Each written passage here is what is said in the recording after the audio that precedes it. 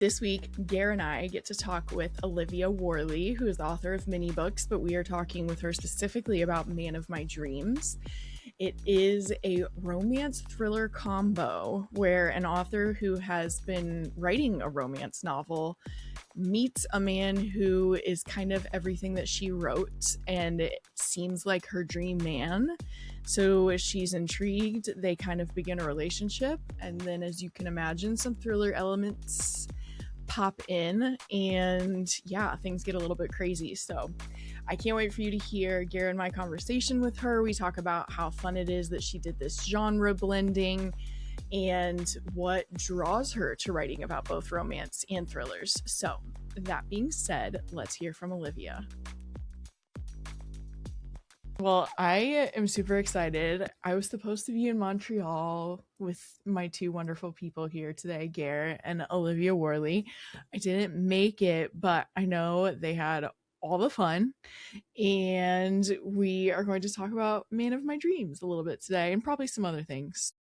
Yeah, we missed you in Montreal. It was a great time, but wish you could have been there. Yes. Yeah. We survived the monsoon together. Yes. And went to the coolest food court ever.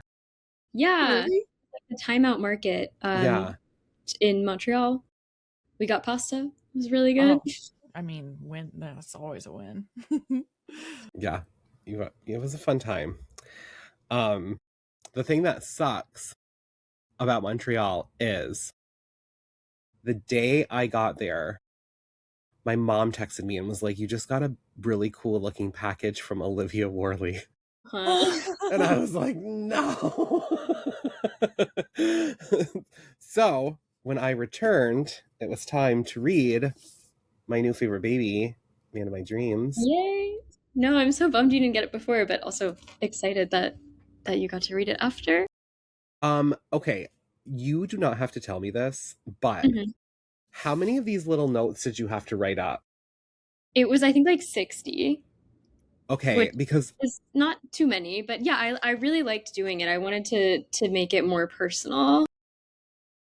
So there's this little note that I got with my copy, and it was like the nicest note from any author I've ever received in my entire life.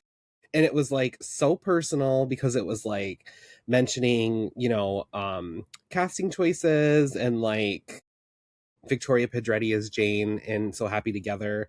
And I was like, oh my God, this is like the sweetest thing in the entire world. But then I was like, how many of these did they make her fill out? They weren't all that personal. If it was someone it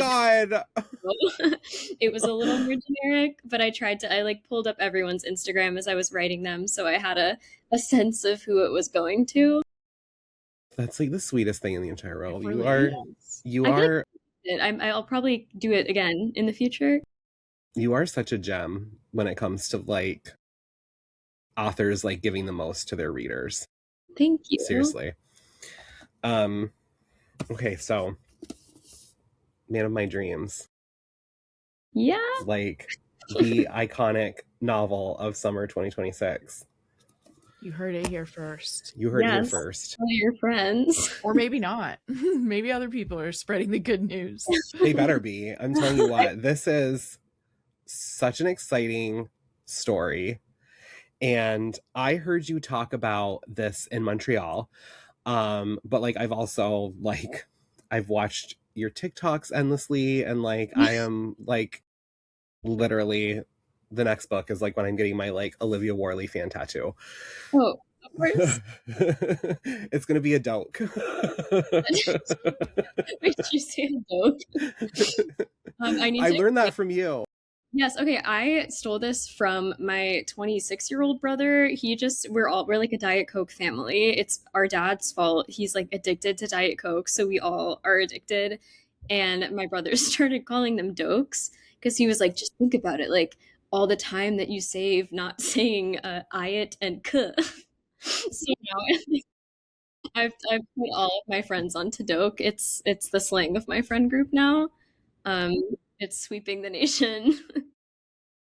It is my favorite thing. I am obsessed.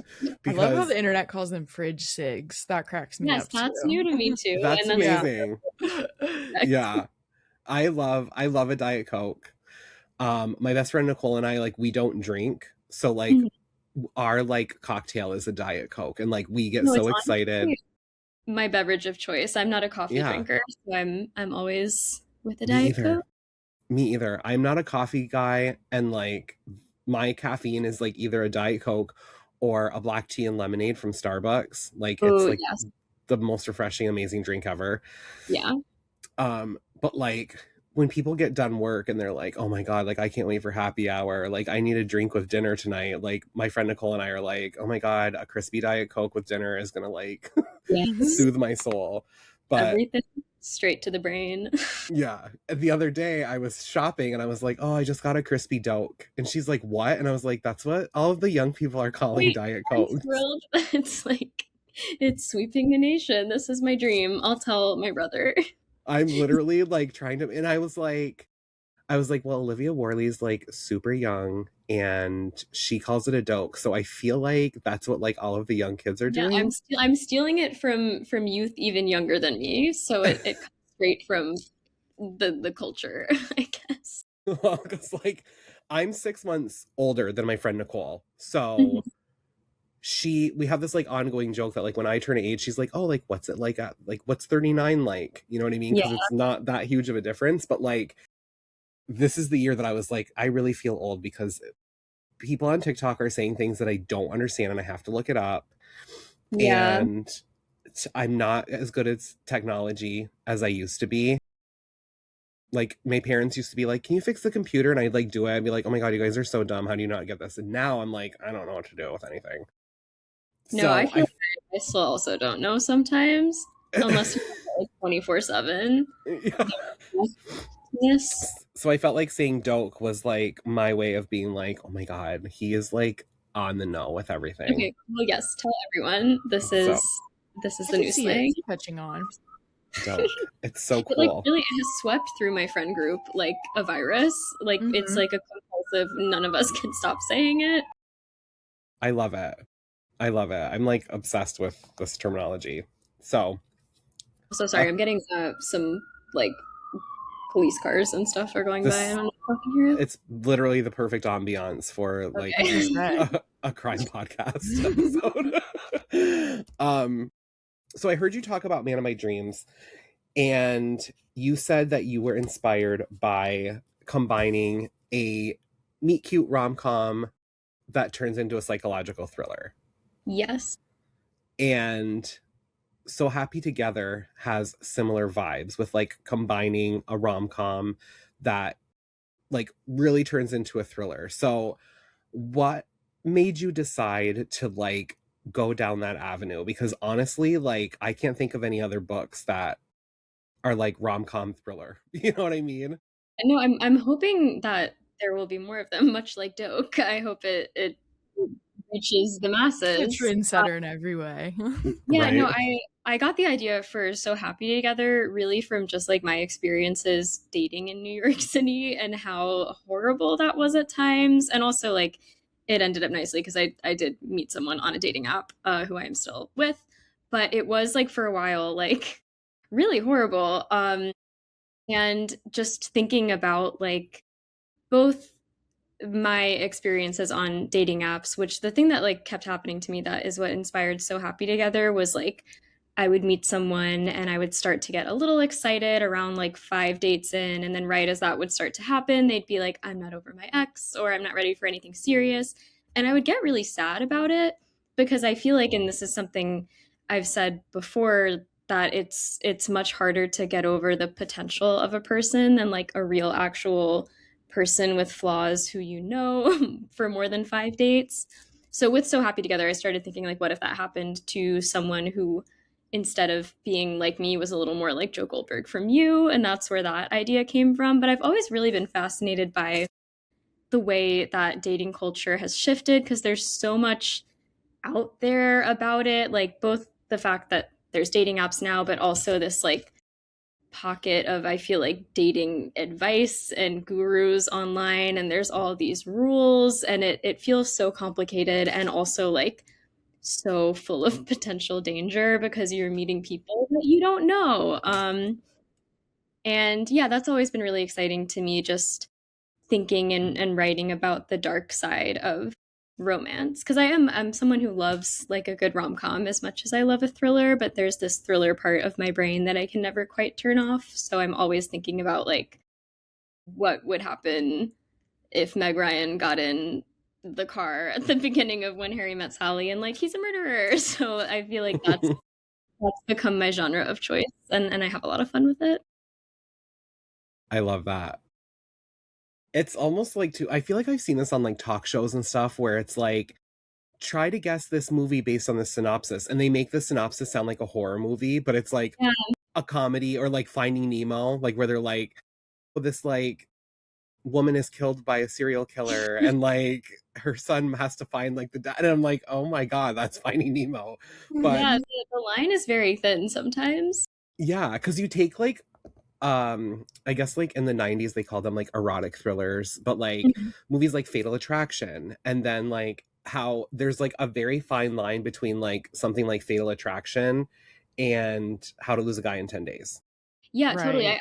I just literally wrote like a little listicle for Criminal Element that was rom-com and thriller pairings. Hmm. And I think, yeah, one of I had How to Lose a Guy in 10 Days on there with How to Kill a Guy in 10 Dates, and like Yeah. Yeah. something like You've Got Mail. I think I paired with Cross My Heart by Megan Collins, if y'all have read that book. Yeah. Mhm. That book, like both of those start with a couple falling for each other over anonymous email, and one ends in murder and one Yeah. ends in relationship. So I feel like it's all in there. Rom-com and thriller, I think, are the two genres where the emotional stakes are immediately just all the way high. And I think it's exciting to play with that overlap. Yeah. Yeah. Especially like you said, like nowadays it's like with dating apps and like everything else, there's so many different ways where like things can be like, oh my god, here's my soulmate, or like, oh my god, I'm in danger. Like Mhm. there's like, it's like so close to like being like, okay, this could be like a really bad situation. And like we've all had those like friends that are like, text me, like call me, like keep me updated, share your Yeah. location, like all of these things where like you want to end up in a good situation instead of one that's not dangerous. Yeah, I feel like it's even become a joke of like, oh, well, just in case he's a serial killer, like I'll Yeah. be at this bar at 6 p.m.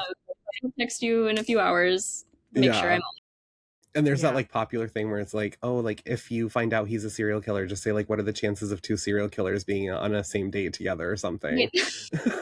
So it's like, try to scare him back, you know? Well, I feel like that's maybe my books like in a nutshell.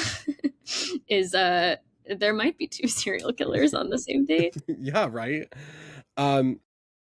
So with Man of My Dreams, it's an author as your main character. Was that like, did you pull from like any inspiration of the things that you've been through and witnessed as an author for Ivy? Yeah, totally. I mean, the inspiration for this book came from literally my real life, which is really funny. I mentioned I met someone on a dating app, and that person is my boyfriend. We've been together for 3 years now, but he looks eerily similar to a character from my first book, People to Follow. Like he's a tall brunette guy with glasses who's always carrying a camera, and his name starts with M. And there's a character in that book who's a tall brunette guy with glasses who's always carrying a camera, and his name starts with M. And literally, he came with me to my launch event for that book. And my agent met him and was like, I understand Max from People to Follow now. And I had to be like, no, like, I wrote this character 2 years before I met this man. It's just a coincidence. Whoa. So that is when I started thinking about what would happen if that happened to an author. And it was not only like he looked similar, but also he had the same name and job and appearance and biography. And yeah, what would happen if that happened and it became a psychological thriller instead of a romance? Yeah. When you like, since it is that genre blend, when you approach it, I also don't know if you're like a plotter or not, but when you approach it, is there like a moment where like structurally it shifts for you into more of the like thriller part? Like do you approach it different structurally, and like how do you kind of choose where you switch? Yeah, so I definitely am a plotter. Usually, this book, there was some kind of last minute pantsing that happened, which we can talk more about. But I always need to know like where it's gonna end and like the main beats throughout. Because yeah, I don't know how anyone does a thriller without plotting. I was on a Zoom library call earlier with a few authors, and Jennifer Hillier was there talking about how she doesn't plot. And I'm like, the fact that her books are so insanely good and she doesn't plot is like mystifying to me. Yes. But yeah, with this book, So Happy Together, I feel like was more of a thriller throughout because right away you're like in the head of a stalker who very clearly is having some unhinged thoughts and you don't know what she's going to do next. But going in to write this book, I definitely wanted it to feel like a rom-com at the start that is slowly spiraling into a psychological thriller to the point where by the end of the book we're in like full thriller territory, and there is a turn around halfway through the book that I won't say too much about because that gives away some spoilers, but I think that's where it kind of like shoots into full thriller territory, and that was very intentional from the beginning of when I was planning out this book. I love that. I do too. Yeah, because so one of my favorite things, I don't know why it's my favorite thing, I can't explain it, but when a book is structured with that part 1 cliffhanger, part 2 bigger cliffhanger, and then like part 3 is like the finale with like your huge twist.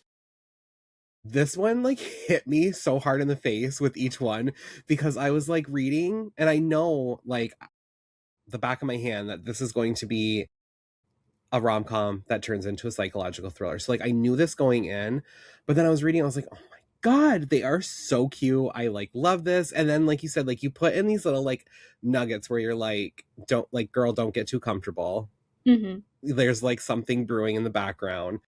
But then at the end of part 1, I was like, oh my God, this is wild and crazy. And I was like, oh my God, like I got so relaxed in this story of this like rom-com, and it was so cute, and I like love them together, and I care about their characters, and I was just like enjoying the ride. And then I was like, oh no, like I almost feel like you mess with your readers' heads more in this like format that you have set up because you're like, Yeah.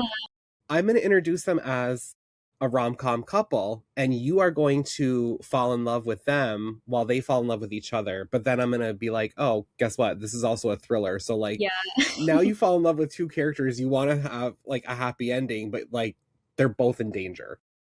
Yeah. Yeah, first of all, thank you. And also, sorry. That is the intention of this book. And like in a lot of ways, I think it is like one of my more romantic books so far. Like So Happy Together, you know from the beginning that this is not a good relationship and someone in it is very unstable. But this one I did want it to really feel like this could be a real rom-com, like if circumstances were different.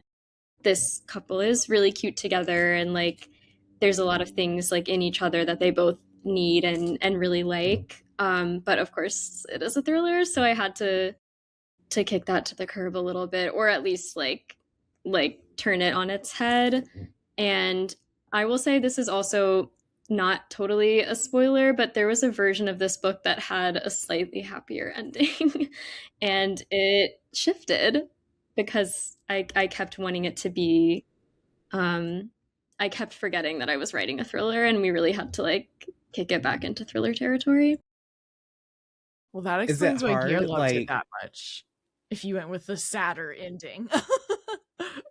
this ending, I'm not even joking. Like I was reading it and I remember like when I read So Happy Together, it was unlike anything I've ever read, right? And like I was like, oh my God, I'm so into this. Like you're so voicey and your characters like just really come alive, and it just feels like a really like cinematic experience for me. So when I was reading this one, I was like, okay, like when we have a rom-com that turns into a psychological thriller, we can go one of 2 ways, which would be having an ending that is like a psychological thriller, or we could like flip it back and have like a rom-com ending. And then, you know, obviously I finished part 2, and part 2 was like a bigger reveal than the end of part 1. So when I got into part 3, I was like, there is Like, it's just like a lot like darker than I was expecting. And I loved that transition from like rom-com, psychological thriller, like girl hold on to your boots is what I called part 3, because it was like grab a doke and settle in. Yes. On the back of the book. Yeah. Oh, it was so good. And I'm obsessed with the ending. So like, thank you. I think it's what needed to happen, but it was like there was a minute where I got kind of attached to the romance of it all, and then I had to remember that's not what it's about. Mm-hmm. Yeah. And your cast in this one is a lot bigger too. Yes. Yeah. You had a pretty big cast in this one. And all of these characters really jumped out. Like, thank you. Is that so? How do I say this? You wrote So Happy Together and then Final Cut, right? And then now we're back to Man of My Dreams. So Final Cut has a larger cast because that's kind of like your take on like a YA slasher book. Do you think that like that helps with like building a larger cast in like future books? Like, because So Happy Together, you had like a smaller central cast, and then Final Cut, you have a larger cast, obviously, as like something that's like a slasher movie, like you have to have a big cast. And so is it like, would it have been hard for you to try to go back to like a smaller cast in this one? Or do you think that that like honed your ability to like build a larger cast to like really create the suspects?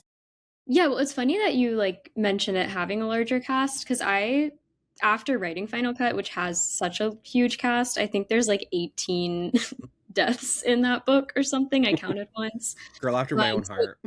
Yeah, so Man of My Dreams like still feels like a pretty small cast to me, but definitely it's bigger than So Happy Together, which kind of only has like 3, maybe 4 main players. So I guess like maybe thinking back on it, like that did help me like naturally transition to like a slightly larger cast for Man of My Dreams, because in my head, compared to Final Cut, it still felt really small and manageable. Yeah, I definitely can see it too, like when I was reading this, because I'm not going to spoil anything, but there's like a part of this where like it could be anybody. Yes. Yeah, and we can talk about that because it's like the first chapter of the book, so I don't entirely think of it as a spoiler, but we do get a POV for anyone who hasn't read it yet. The book opens with a POV where we don't know who is speaking, but they're talking in the second person about Ivy and like watching her through a bookstore window. And that is something that I've not ever done before, is writing like a second person POV, and that was really fun for me to play around with in this one. It is so cool. I've like enjoyed it more in a few books this year, where I'm like, authors really can do this. Yeah, I was inspired both by obviously You, which is written in second person, but also Andy Pliego's book, You Are Fatally Invited, has a second person POV chapter, and I was like, oh, this is really fun. Like, I would love to play around with that. Yeah. No, you did such a good job. As of the day we're recording, Heather just came out. Oops. I don't know how far behind I am. What? But there's a second person POV in that one too. Heather by Caitlin Mullen. Yes. Oh, yes. I keep seeing that one. I want to read it. It's so good. You will love it. Yeah. Okay. It's on the list. Love it. I think you would love her first one too. Please See Which Us. one is that? It's called Please See Us. Okay. Yes, I will look into both of these. So good. Did you? With such a large. For everyone listening, I am lagging. There will be some edits, but that's what's going on. I was just gonna say, like growing up, were like rom-coms and thrillers like a big part of what you like watched and read? Yeah, I feel like honestly, when I was younger, I was a bit of a scaredy cat. Like I didn't read a lot of I remember vividly I read, I think it was a Nancy Drew book, and there was a description of like a fire and like someone's daughter died, and I got so scared that I didn't finish the book. I did my parents like told me to put it in the freezer, which is I think from a Friends episode, right? Like that's Yeah. yeah, I used to do that with books. Yeah, I can't remember exactly when I fell into like the darker stuff, but I want to say it might have been the Hunger Games, and also Agatha Christie's And Then There Were None. I read Mhm. both of those around like sixth or seventh grade, which I feel like was just early enough that they like really stuck with me and haunted Yeah. me. And since then, I feel like I've always been trying to recreate like that feeling of reading something that is so engrossing and also scary that it just sticks with you and you can't stop thinking about it. And I Yes. did also at the same time watch a lot of those rom-coms. Like I feel like the ones that I was obsessed with were like She's the Man. Like I don't know if that's Mm. totally a rom-com, but like that Amanda Oh Bynes era, yeah. I was very into those. Mhm. What else? I mean, like Clueless obviously is a huge one. Mhm. And I like caught up on I had never seen a lot of the classic like When Harry Met Sally or You've Got Mail, and I tried to like catch up on a lot of those as I was writing this book and trying to be in the head of a romance author. Yeah. That makes sense. You definitely nailed it. You Thank you. definitely nailed it. Like, I would have thought reading this book that you were like just binging rom-coms since you were born, and like also Yes. binging like psychological thrillers, because this one gets really dark. Yeah, So it like does. And people are thrown off by the cover, which has Right. a heart on it and is like very bright. little Olivia would be so proud of you, because Yeah. like she'd be like, I'm a scaredy cat and now you're like terrifying people. Like, Yeah. I don't get scared or creeped out very easily, but like this one had me like at some point I was like, oh my god, maybe being single is like the right thing for me right Yeah. now. Like I know. the beginning I was like, oh my god, I want to meet the man of my dreams, and then like the second half I was like, damn, like I'm a little nervous. Maybe not. Maybe I'm good. The situation that inspired this book. No one has been murdered yet, but Good. I'll keep an eye on it. It's also really funny too, because like I never think of like the things that we read in our younger years as like really like shaping our reading taste, or like in your case like your writing taste as well. Because like I have always really been drawn to like darker books, and like I like an unhappy ending. I think they're more realistic. But now that I'm thinking about it, like one of my favorite books ever was like, I think I was in 7th grade, and it was a book called Go Ask Alice. I've gone on a deep dive about this book, but I have never read it. I'm just fascinated by like the lore surrounding it. I think they did a You're Wrong About episode about this book. Yeah. So for anybody who doesn't know, Go Ask Alice is basically this like book about this teen girl in, I believe, the 70s. And the book is written by Anonymous, because the whole like spiel about it is that it was written on like diary and receipts and like paper bags and everything from this girl who gets involved in drugs, and like her life completely spirals out of nowhere. And like that was the whole thing, right? Like this was like a warning for anybody who like parties too hard or like gets involved with drugs and everything. And it like literally terrified me, the things that were in this book. Yeah, that And cover even is like stuck in my brain. I remember seeing it as a kid and being like so scared of the cover that I never read it. yeah, I don't know if we like read it for school, or if like it was just like popular at the time and like people were like obsessed with like the lore about it even back then. But like that book has like always stuck with me with how like disturbing it is, and like the ending is one that like will forever be stuck in my brain. So now I'm like, oh no, like now, maybe that's why I'm drawn to like unhappy endings and like all of this dark stuff and like the disturbing things. Cause like I think the thing is like sometimes with like certain thrillers, like the problem is like most of them are about violence against women. So like when you're reading a book and it's like, yeah, I'm entertained because it's a thriller and I love thrillers, or I love like books about serial killers or stuff like that, like then it's like kind of in like questionable territory. Because like when it's written by a man, I'm like, okay, Sam Levinson, let's like calm down a little bit. Like let's keep your like fantasies to where they should be.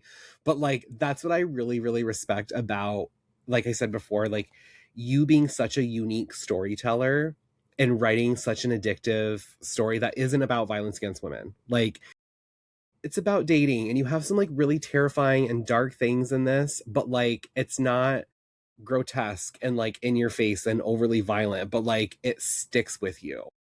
Yeah, thank you. Because yeah, I feel like that's like such a lovely point, because I think that is something I have really been trying to do with my books, is like, yes, it's a thriller, so there is violence and murder, and like sometimes in my books it does happen to women, although I think in a couple of my previous books most of the murder victims have been men, which is Good for fine. you.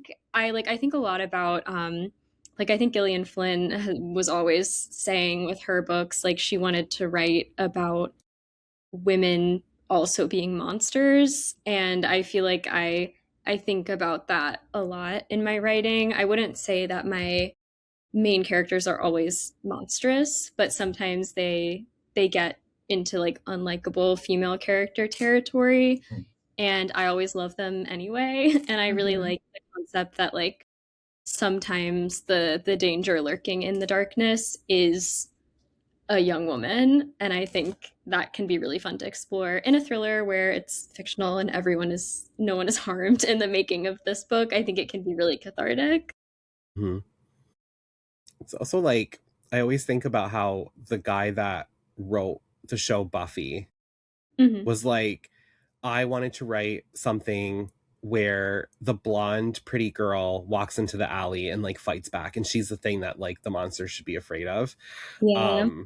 And I will tell you what, like, I love your female characters no matter how like unhinged you think they are, or like Me too. I am obsessed with them, because like when I read like an unhinged like male character, I'm like, go to therapy. Yeah. And then like when I read like your unhinged female characters, I'm like giggling and kicking my feet, because I'm like, I support women's rights and women's wrongs. Absolutely. Good for her. Well, Good for her. you know, sometimes like another logistical difference there is like, what did the man do that forced her to have to get into action? You know what I mean? Like, yeah. he deserves it. For a moment. Yeah. I was just gonna say too, like, when it's like a guy, you're like, oh my god, go to therapy, like you need help. But like when it's a girl, like I'm just like, yeah, I can kind of see why she reacted that way. Yeah. Like, we've all been pushed to the brink. Yeah, like women are kind of sick of your shit, so like now it's time for them to push back. And sorry about that, man. You know? Sorry to that man. Sorry to that man. Yeah. I do not know who that is. Do you have any other like, not random, well, I mean, I guess random's not like a bad way to say it, but do you have any other genres that you want to like boldly mash up together? Oh, I mean, not that I'm like holding you to it, but does anything sound fun? I've been loving like the horror romance thing that's starting to happen. I'd like to read more of that. I like see it happening a lot. My friend Mackenzie Reed has a book coming out called I Hope This Email Finds You in Hell, and it's like a paranormal like horror romance that I'm really excited to read. Or another author friend, Rachel Moore, has a book called Safari Murder Party, which is like if like Jumanji was also the Hunger Games, but also a rom-com. Like it's really romantic, but also like people are getting macheted, which I think is really fun. So yeah, no, I'm loving all of the mashups that are happening around me. I don't know that I have any specific ideas for more genre mashups, but I definitely would love to get more into like the horror space myself. Yeah. And maybe there would be romance too. I'm not sure. I mean, you could do it. Yeah, I hope so. Thank you for the vote of confidence. Yeah, I like genre mashups. I feel like we've moved more toward being okay with them. Like I know some parts of publishing are always going to be like, what shelf do I put this on though? Is like the sentiment I hear from authors. But I do feel like readers are enjoying like a little bit of some different things all in one, because it kind of like makes the experience a little more unique, I think. Yeah, and I think like so many readers read so widely that there aren't many like people who stick to one genre and one genre only. That's true too. Yeah. You also find like a lot more with like different authors too. Like I don't usually read like YA, but like I was so pumped to recently have bought The Debutantes and Final Cut. Thank you. Because I'm so excited for them. But like now, you know, that's going to be something else that I'm diving into because like I am addicted to your rom-com thrillers. Yeah, thank you. And Final Cut, despite having 18 bodies, does have, I think, one of my more romancy romances in my YAs. Wow. So, like, I don't know, like, what's in the air that I keep doing this. And the book I'm working on now, also murder, but also perhaps my most romantic book so far. Yeah, that's cool. It is fun though that like you can still kind of surprise yourself even a little bit. Yeah, definitely. You're like, this is sneaking in everywhere. Yeah.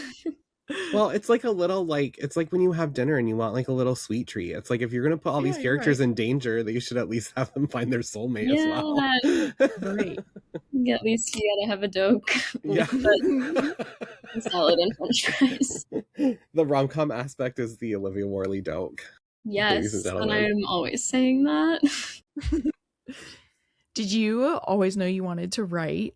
Or did you have like your first book idea and that was like when it happened for you?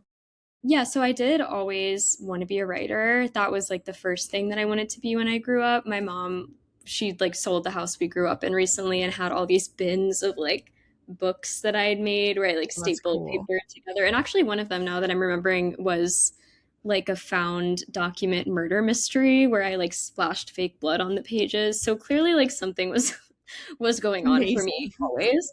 But I did have like a pretty long detour where I was an actor and that's what I wanted to do. I went to a performing arts high school for musical theater and I went to college for musical theater.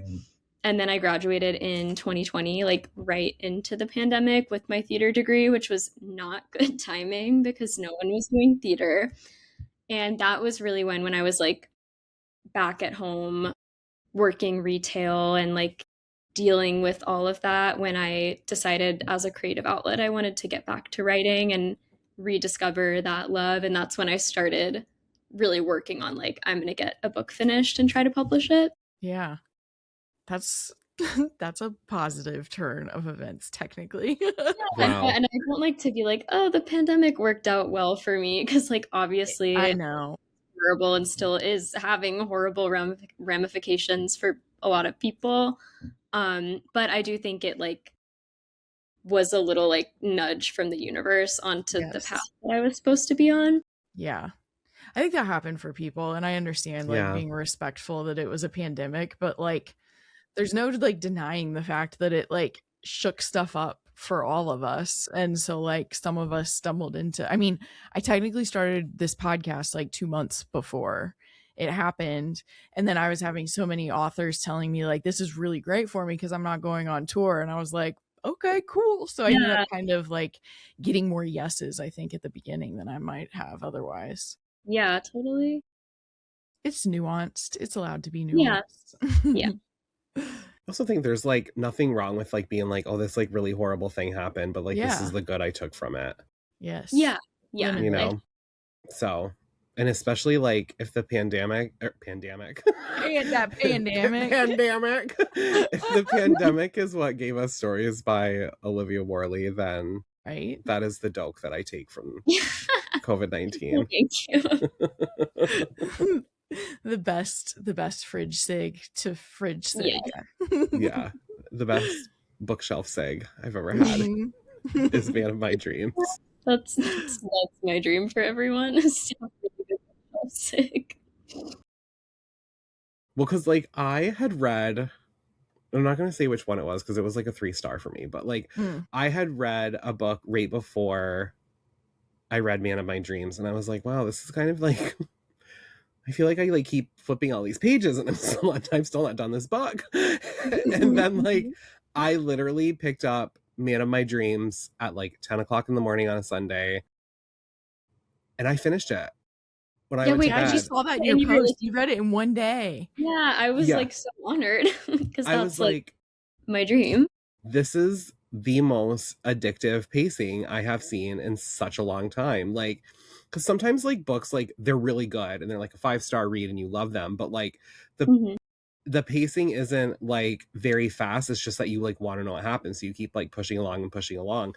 But with this one, I was like, wait a second, like how am I? Because I remember finishing part 1 and I was like, okay, I'm gonna have lunch, and then like I looked at the page number and it was like 100 and I believe like almost like 130, I think. And Mhm. I was like, how did I read 130 pages already? Like it felt like I Yeah. watched an episode of Friends without commercials. Yes. Because it was like, is Without. that something that you like? I know we talk about like plotter and pantser, but like, is that just something that comes naturally to you, or do you keep pacing in mind when you're writing? Well, first of all, thank you for saying that. I feel like you're Yeah. giving me so many quotes to like put on the back of He's the just a book. blurb machine. Yeah, absolutely. No, I feel like in some ways it comes naturally, just having like read and loved so many thrillers for my entire life, but it is also definitely intentional. With this book, I actually was worried at the beginning that it was too slow moving, just because like before you're really into thriller territory, when it is still living in this kind of rom-com world. And even like just if people are listening, like it gets thrillery pretty quickly. Like there's little hints dropped Yeah. throughout, even when we're in this more rom-com world, that something is amiss. But I did actually, that was something I worked on with my editor for this one, was I think at first it was feeling too rom-com-y at the beginning, and we needed to up the stakes and give hints of the dark things coming faster. And then the other little thing that I always think about that I'm sure I've stolen from many authors who come before me is just ending each chapter with like a little cliffhanger. Even if it's not like a big plot beat, if it's just like a little hint of like the character is hiding something or an ominous thought that they have, I feel like that helps keep the pages turning. And that's something I love when I'm reading as well. Mm-hmm. Yeah, I love a little cliffhanger. I'm obsessed with them. And like you're knocking Frida McFadden right off her little throne, because I think that Frida McFadden is the one that does that for me like the most. Like I'm always like, oh my god, like I want you what? I read The Housemaid in one night. It was truly like I think a span of like 6 hours in my room in the darkness. I couldn't stop. I was like, oh my god, like I want to take a break. I need to like take my dog out, or I need to eat something. And then like Frida McFadden's like, no, you're not. But like that's how I felt with this. And I think like I don't read a ton of romance. And if I do, it's like hockey romance is like my thing. Like I just like love two hockey players falling in love, even though it's like very not realistic. But like the whole world now. I was very into Heated Rivalry, and I had never before like dipped my toe into hockey romance at all. Yeah, I know, and now I'm obsessed with Off Campus. Yes, I've been watching. Oh my god, it's so good. To keep updating you. I'm on episode like 4, I think. That's a good opening. Episode 1. Yes. What? Yes. Why don't I can't remember how it opens. She like walks in on him in the shower, like first scene. Yeah. It's just like naked hockey man. Yeah, no, very unexpected. For 30 seconds, I was like, good for them. Now I'm hooked. But like anytime I read like a romance, I'm like, okay, for me, it's not necessarily the happily ever after. I'm really interested in how like you take a trope of like either like a meet cute or enemies to lovers, whatever the case may be, and like how does that romance like bud, I guess. So I think that with your Baby Genius matchup of rom-com and thriller, that's what kept it so addictive for me too. So like anybody listening who like thinks that it's going to be like slower in the beginning, you're wrong, because there are these cliffhangers in each chapter that really keeps you addicted. But it's like there's little cliffhangers and little hints that like a thriller is coming. It's like this little like raindrop before a storm. And then you're also kind of like, wait a second, okay, so they've like met, communicated, whatever, but like how does this develop into a relationship, which we need to get to the thriller part. So like I feel like you combining these two genres has made this twice as addictive as it would have if it just was a psychological thriller. So that's my props to you. Thank you. Another quote for the back of the book. It's gonna be all just Gare. I'm gonna call Minotaur and be like, I have a list. I have a list. I need 1 page of every Olivia Worley book for all of my quotes.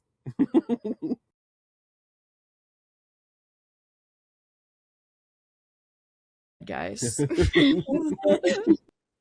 We'll cut that out too. Do you have any other questions, Gare? I mean, I could. However, I feel like the one thing that I want to say about this book is that, like, it's a rom-com and a psychological thriller, and like my advice is to just trust us in ordering it and getting it from your library and borrowing it from a friend, whatever you want to do, because I think that this is one of the most perfect examples of going into a book blind and having it work for you. Like, I think the less you know about this going into it, the better your reading experience is going to be. Right. Yeah. Like, I feel that way a lot lately. Like, I think we've talked about it maybe, where it's like sometimes I can't speak. Sometimes I don't even want to read the whole synopsis of a book, because you can kind of tell from like the 1 sentence or 2 sentences. Like, I at least feel like I can tell if it's going to be a genre I'll probably like. And it is just nice not knowing too much and just being like, okay, this is enough to pique my interest. Yeah. Totally. I agree. And like Minotaur's marketing, like, they know what they're doing. Yeah, like, blind date with a book thing was their idea, and I love that. Amazing. Yeah. And what, like, when you look at the, you know, the synopsis inside of the cover, it's like about 2 paragraphs, and that's all you need to know, right? So like, even me listening to you talk about this book in Montreal on a panel, and like everything that inspired you and like what it was about and all of these things, like, I still felt like I was going into it blind, because like, you were like, this is an author, she wrote a character, she meets a man who reminds her exactly of this character, and then it goes from rom-com to psychological thriller. That's all I needed to know. So like, you've been very good at like keeping things like close to your chest with this book, because I think that if you go in blind, or as blind as you can, like, this is going to be one hell of a journey, and it's going to be like so rewarding at the end, because you will not see a lot of things coming. So like, I could talk to you until midnight tonight. I just don't want to get into any spoiler territory or anything that could hint without spoilers. Like, I feel like I really have been sticking to the back flap, because I want people to be surprised, and I think it goes in a really fun, like, hard left direction, but then kind of ends up back where we started still, I hope. Yeah. And there's also some like tropes and like other things that like I really enjoy in thrillers that are in this, but like, it's not necessarily known to the public that they're in that. So like, I will just keep them. Hard. Yeah, it's very hard. Under wraps. It's very hard. Yeah, it's going to be under wraps. My DMs are always open whenever people finish this book, whenever they want to start it. But like, my advice is just to like, if you want to like kick off your summer in the fucking craziest way, then you pick up Man of My Dreams and you thank all 3 of us later. That's as good of an endorsement as it's going to get. Yeah. Thank you. You heard it first. Much like Doak. Yeah. He comes back. I think that's a good stopping point. Yeah.